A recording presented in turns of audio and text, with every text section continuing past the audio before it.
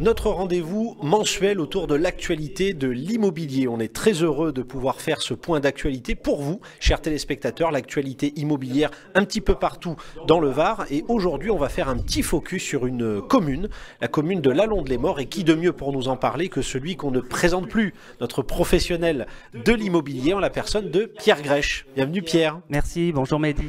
Très heureux de t'accueillir de nouveau. Alors je le disais à l'instant, un focus sur l'actualité immobilière qui est, j'allais dire, qui est relativement dense, mais un focus sur la ville de Lalonde. Oui. Au niveau de l'actualité immobilière locale, j'ai voulu passer un petit peu de temps sur Lalonde-les-Morts. C'est une ville qui est très dynamique et qui est en pleine transformation, qui est en train d'éclore et à côté de Bormes-les-Mimosas ou un peu plus loin du golfe de Saint-Tropez, c'est une ville qui reste très attractive. En plein essor. Et qui est actuellement en plein essor. Voilà, donc elle a été classée deuxième ville dans laquelle il fait bon vivre sur le littoral Côte d'Azur. C'est un classement du Figaro. Sachant que la première ville, c'est quand même Saint-Jean-Cap-Ferrat. Ah, donc ça c'est bien. fait plaisir. Ouais, la deuxième est dans le Var. La deuxième est dans le Var et en plus c'est Lalonde-les-Morts. Absolument. Voilà. Et effectivement, elle a un dynamisme depuis quelques années, notamment grâce à des projets urbains d'envergure comme la création du quartier Château Vert. Qui contient une place publique centrale de près de 4000 m², des espaces verts, des infrastructures publiques, des maisons des associations, maisons médicales, mais également des logements et des commerces.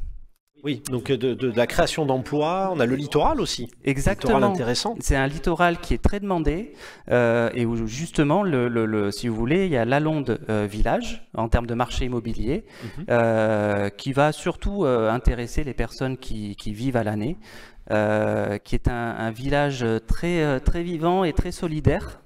Voilà, quand on connaît, quand on y est un petit peu intégré, c'est très sympa et très agréable à vivre. Et il y a le bord de mer, avec notamment les secteurs sur lesquels on va faire des ventes pour lesquels les prix au mètre carré sont les plus élevés. On peut atteindre 7 à 8 000 € du mètre carré. On est sur le port Miramar et port Maravenne. Et donc on est sur les beaux biens. Oui, voilà. Tout à fait. Sur la marina. Tout à fait. Il y a le secteur de Valcro également qui est dynamique tout au long de l'année, c'est-à-dire que ce n'est pas un marché sur lequel on est sur une logique saisonnière, parce que Lalonde-les-Morts, c'est une commune sur laquelle il y a une forte activité de location saisonnière ou de résidence secondaire. Une station balnéaire. Une station balnéaire, voilà, on est à un peu plus de 50% de résidence principale et un peu plus de 49% de résidence secondaire, mais c'est un équilibre qui pourrait évoluer parce qu'en début d'année, on a eu l'information que Naval Group souhaitait s'implanter sur Lalonde. Donc ça va encore amener des résidents supplémentaires, une activité économique supplémentaire et cette dynamique haussière dont la ville a bénéficié ces dernières années va logiquement encore se confirmer. Donc ça va avoir un impact sur l'immobilier. Oui, tout à fait. Mais ça se ressentait déjà sur ces dernières années parce que nous n'avons pas ou très peu ressenti sur Lalonde cette baisse des volumes des transactions et les prix ont très peu bougé. Voilà, il n'y a pas eu de baisse franche, que ce soit en volume ou que ce soit en prix. Alors comme tu le disais d'ailleurs lors d'une précédente émission, on avait fait un focus sur la commune de Toulon. C'est vrai que toutes les mesures, même de la Banque Centrale Européenne, l'augmentation des taux, finalement dans le Var n'a pas un impact, j'allais dire, prégnant sur la baisse des prix finalement. Non, le Var est très demandé. Le Var continue à être très demandé et... alors, il y a eu un correctif sur les prix, mais qui est très inégal selon les communes. Oui. Là, j'ai parlé volontairement de Lalonde-les-Morts parce que c'est une ville qui est un petit peu à part de ce côté-là, parce qu'elle est en plein essor. Et le plus gros correctif sur les prix, en fait, avait eu lieu entre l'année 2022 et 2023. C'est pour ça que la dernière fois, je disais qu'entre 2023 et 2024, on est sur un plateau à moins 1,67%. C'est parce qu'en fait, le plus gros correctif sur les prix était déjà passé. Alors, certains acteurs disent qu'en ce moment, selon certains secteurs donnés et selon les communes, je pense notamment à Toulon ou à la Seine, il y a des prix qui sont en train d'être réajustés.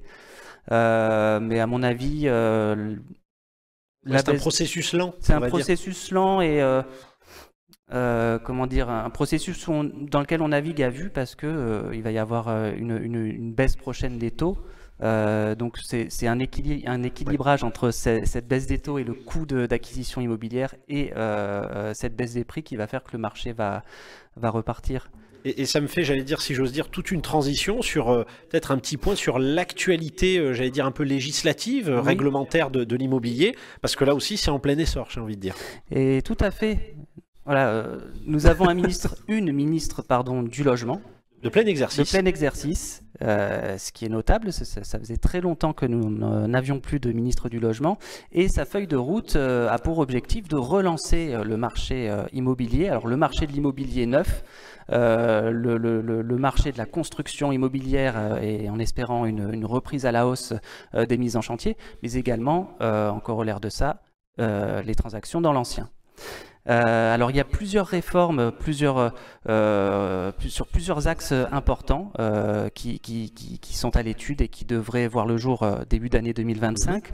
La première mesure phare, c'est l'extension du PTZ, le prêt à taux zéro, à l'ensemble du territoire pour faciliter l'accession immobilière. À la propriété, pour le neuf. Oui. Sur le neuf et orienté vers les primo-accédants qui étaient sortis du marché depuis le début de l'inflation et depuis la hausse des taux de 2022. Avec la fameuse suspension un petit peu de tous les dispositifs d'optimisation fiscale qui existaient et qui a un peu paralysé, tu nous le disais lors d'une présente émission, le marché du neuf finalement. Oui, tout à fait. Alors il y a encore une incertitude sur une reprise ou pas, ou un aménagement du dispositif Pinel. C'est l'élément sur lequel j'ai actuellement le moins d'informations et où je pense qu'il doit y avoir beaucoup de réflexion. Oui. Mais une autre réforme importante qui va arriver, c'est l'étalonnement du régime de l'allocation meublée non professionnelle avec le régime fiscal, j'entends, de l'allocation pour du résidentiel en résidence principale. Ouais.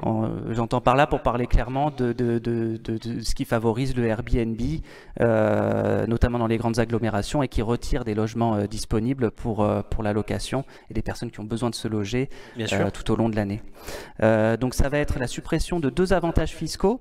Donc le premier, c'est la suppression du régime sur les bénéfices industriels et commerciaux, c'est-à-dire qu'il y a des abattements très importants qui vont être supprimés de ce fait. Qui existait sur on le rappelle, voilà, bénéfices industriels et commerciaux, c'était le régime fiscal de la location saisonnière. Oui, c'est ça, de la location saisonnière. C'est le fameux LMNP, location meublée non professionnelle. Tout à fait. Et effectivement, il y a ces abattements qui sont liés au régime des bénéfices industriels et commerciaux qui vont être supprimés. L'autre élément qui est significatif, c'est la fin de la déductibilité des amortissements dans le calcul de la plus-value. C'est-à-dire qu'au moment de la revente, on pouvait déduire l'ensemble des amortissements, donc des investissements qui avaient été faits sur le bien.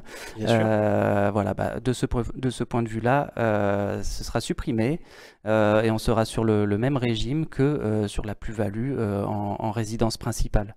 Donc j'allais dire, à bâton rompu, finalement, il y a une volonté de lutter, si j'ose dire, contre l'hégémonie de la location saisonnière. Et justement, c'est une volonté de revenir un petit peu à de la résidence à l'année, etc. Tout à fait. Oui, c'est une façon que je trouve honnête et concrète de répondre à la crise du logement.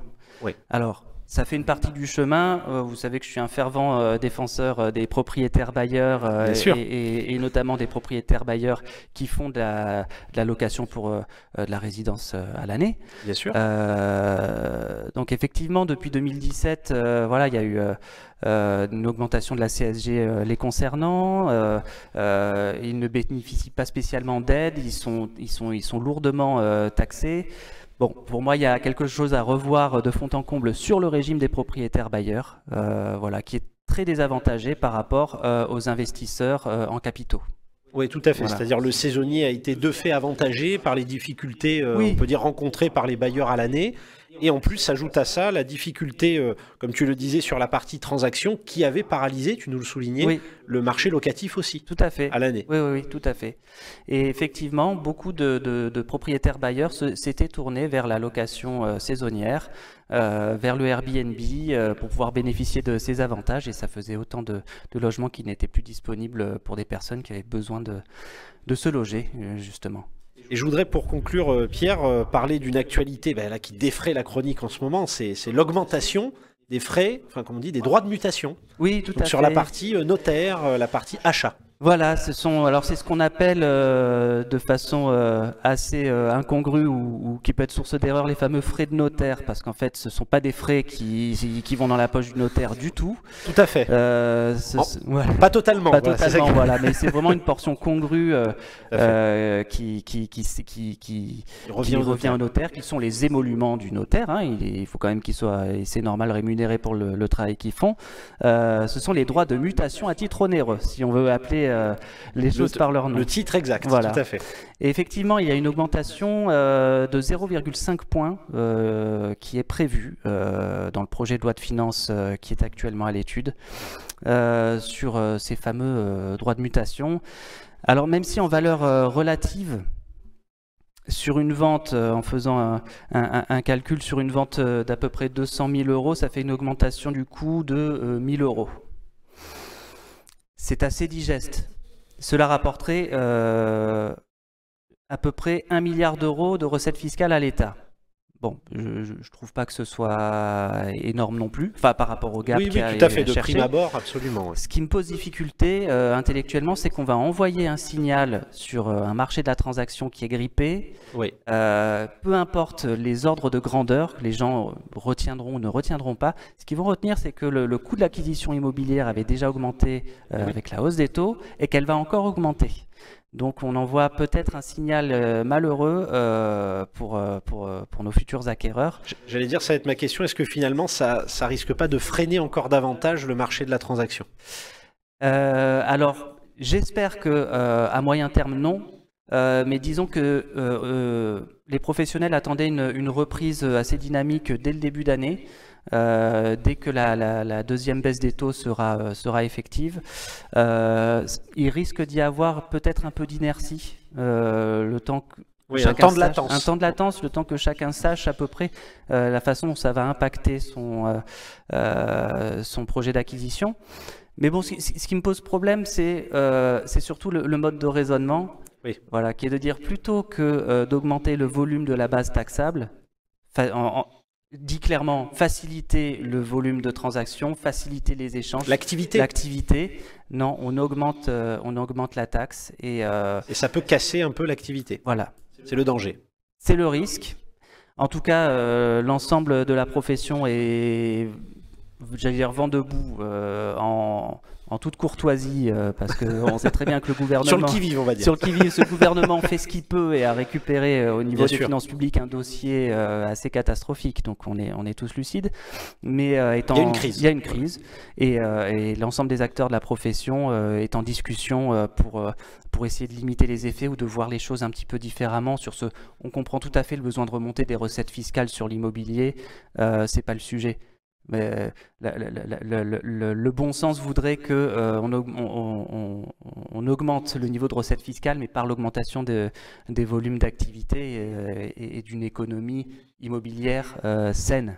Et j'allais dire, heureusement, et ça sera peut-être la note positive de la fin, dans le Var, à l'image de la Londe-les-Morts, il y a quand même un marché qui restera toujours attractif. C'est un marché qui est attractif par ce fameux phénomène d'héliotropisme, hein, c'est l'attrait vers les régions du soleil. Bien sûr. C'est un marché qui reste dynamique et puis il faut être tout à fait honnête, nous avons un gouvernement qui, je trouve, qui est très à l'écoute. Donc les jeux ne sont pas encore faits.